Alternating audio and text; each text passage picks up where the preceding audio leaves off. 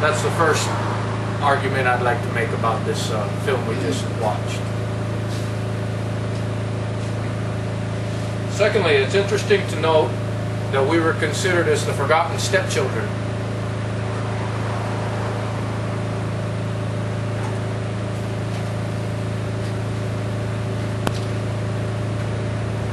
I do believe our people have always considered themselves to be human beings. And at that point in time, I feel as if the United States looked at us as less than human beings, or at least not human beings equal to them. That war occurred almost 50 years after the United States government took possession of Guam through the Treaty of 1898. Within that film they said freedom, liberty has a price. They're absolutely correct. Liberty and freedom does have a price. We paid that price during the Japanese occupation. We continued to pay that price through 1950 because even during the Korean conflict, Guam was again used as a military super-duper market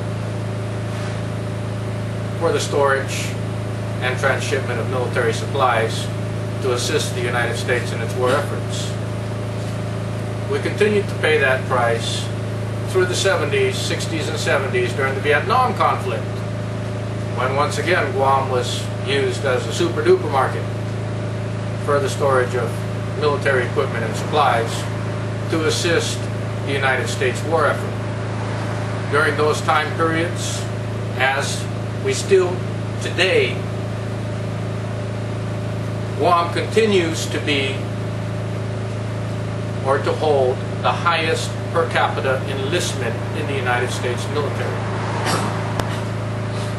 We continue today to have the highest per capita in the United States of United States military veterans. We paid that price then. We're still paying that price because more than 50 years after the Organic Act, we are still not equal United States citizens.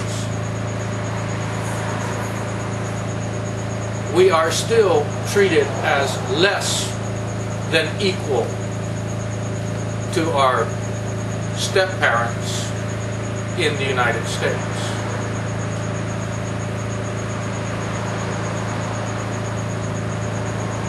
The Organic Act gave us did not give us constitutional citizenship. It is a federal statute. That is a matter of record based on the decisions of the Supreme Court of the United States.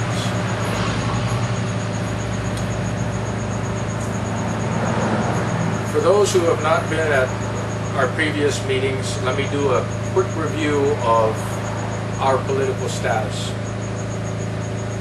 In 1898, we became a territory of the United States under the Treaty of 1898 between Spain and the United States. That treaty did not give the native inhabitants of this island any rights other than the right to practice whatever religion we chose to practice. It placed all of the powers of the political determination and political status of the native inhabitants of Guam in the hands of the United States Congress. In 1946, the Charter of the United Nations was drawn up, and it was signed by the United States government. Article 11 of the Charter of the United Nations created the Trusteeship Council for all non-self-governing territories and assigned the United States of America as the trustee of the island of Guam. Articles 12 and 13 of that same charter guaranteed that the native inhabitants of all of the non-self-governing territories held under trust would be given the right to self-determination and self-governance. In 1975, the Helsinki Accord was conducted between European nations and the United States. Under Article 9 of the Helsinki Accord, the signature nations of that treaty agreed to reinforce the parameters and obligations under the Charter of the United Nations in regards to self-determination of native inhabitants in colonized areas.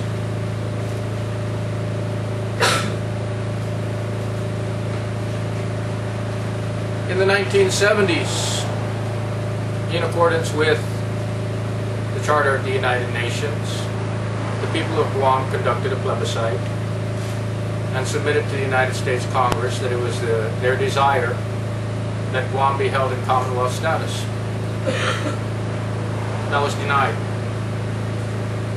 In the 1980s, another plebiscite was conducted. Again, the people of Guam requested Commonwealth status.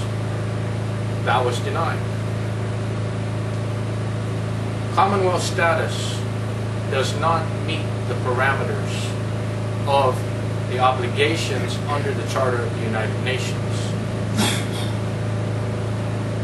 In order to fulfill the parameters and obligations under the Charter of the United Nations, there are only 3 acceptable categories as delineated under General Assembly Resolution 1541, which stipulates that the non-self-governing territory must be granted either A, independent sovereignty, B, independence with free association, or 3, full integration with full equality under the 3 tiers of government. Full equality.